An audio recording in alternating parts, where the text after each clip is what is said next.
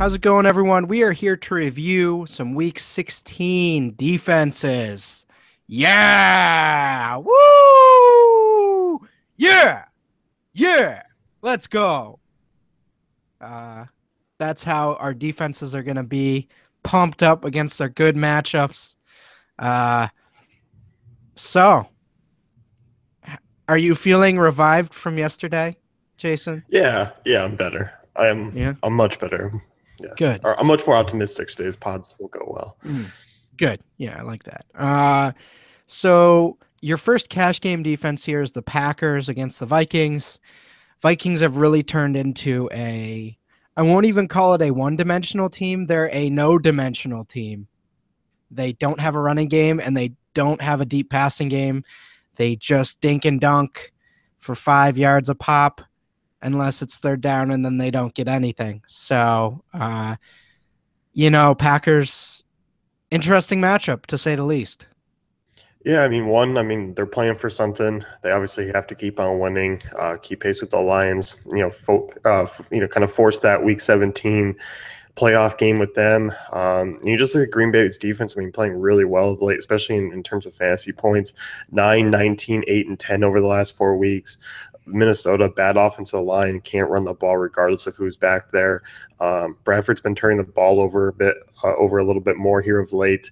And really, as you point out, there really isn't much. It's just dink and dunk. Their longest plays are basically like a flag route to Kyle Rudolph for 9 yards. That's it. So that's basically what you're going up against. And in Green Bay, been good at getting pressure on the quarterback, 8th most sacks this season, and a really nice price. 4,600. You're still getting them at a pretty decent value. Yeah, absolutely. I like that call. I think the Packers are going to be pushing the pace. Quick question. Do you think Rodgers is going to be able to pass against this Vikings team without Harrison Smith? Or do you think it's going to be kind of like what happened last time? I think he's going to move the ball. I don't think it's going to be – I don't think we're going to see 300, 2-3 touchdowns from him, but like 250, 1-2 maybe, and then like a lot of running if Montgomery's out there again, playing full amount of snaps. That's not what I like to hear. I wanted you to say, yeah, he's going to throw 3 touchdowns to Devontae Adams. Well, let's look at that Colts game. I could see. It was a lot of running the ball. Turbin and Gore combined for like 150 yards. Yeah, I know. Unreal. Next one, the Patriots against the I've given up team, the Jets. 5K, obviously not cheap, but worth it in my opinion. Yeah, this is one of your higher priced defenses of the week, but completely fine with paying up. They've been another good scoring fantasy team of late, 17, 8, 12, and 8 over the last 4 weeks. They've looked really good. Whether it's Bryce Petty, Ryan Fitzpatrick, I don't care who's under center at this point. It's just not a good offense. And really, you look here, low team total, home matchup, for basically the Jets that have given up on the season. This one's just safe. I don't think there's any way that they score really under 8 or 9 FanDuel points this week. Yeah, I'm with you. I think, this bend but don't break. It's kind of a bend but don't break, but not really. It's actually pretty good at this stage in the season. They've been kind of coming around the last few weeks. So I think we like that quite a bit. Chargers at Browns. I understand. I get what you're doing here. Like the Browns have talent in the skill positions. I just can't get over that. I know Robert Griffin's horrendous. I guess I'll let you do your little talk here, but what are you looking at?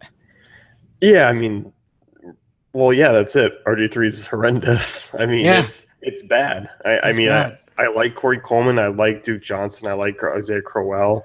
I like Terrell Pryor. I like those guys quite a bit. But, Chargers secondary has been fairly solid. Casey Hayward's just proven to be, a lockdown corner. And that front seven has played really well. So I'm looking at the Chargers here. An opportunistic defense for sure. 4 defensive touchdowns this season. You got the Browns allowing the third most fantasy points per game to opposing defenses. And Chargers have been good against subpar opponents, running through what they've done this year. They've picked apart some of the lower bottom tier offenses. So Chargers, first in interceptions, seventh in fumbles, should be able to get to the quarterback here with Browns offensive line just barely being, mediocre at best. The only thing that you can kind of go here is just the pricing is not that great. 4,900, not a true discount. But I do like him as a swerve. I think there is some upside here. Yeah, I think that's an interesting call. They actually have been pretty good of late, and it's the Browns, so I guess you're right. Whatever. Bills versus Dolphins. The Matt Moore-led Dolphins actually looked fairly decent. Stop. Let's pump the brakes. It's the Jets. We've been talking about them, running out the season. Let's get real. I don't know, man. Stop. I don't know.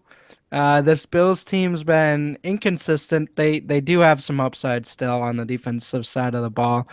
But so you're seeing the Matt Moore experience coming down in flames this week? Yeah, I don't think it's going to be fun. And really, the cold weather games, it's been bad weather in Buffalo. That's something that ties into this because really, even outside of Le'Veon Bell, Big Ben threw 3 picks, 5 sacks last week. You take away Le'Veon Bell, which is obviously a big part, and they didn't stop him at all. But, they haven't been that bad over the last few games in these home matchups. I think this is another one where you can get some low ownership in a game that, for some reason, I don't really worry about the Bills playing these, meaningless games because they always kind of turn up for – they're better at stopping teams from getting into the playoffs than actually getting into the playoffs themselves. They really are. That's their role. I think they've accepted that that's their role. Those Rex Ryan has those on his mantle. They are nothing more than a spoiler. Yeah. So it's unreal. So, the Patriots win every year. The Cowboys turned it around. The Giants win the Super Bowl every 5 years. Bills just are stuck in mediocrity forever and try to be the spoiler. Yeah. And so you're going other side of this matchup too with the Dolphins D. LaShawn McCoy's really been crushing it of late, but maybe a little regression here.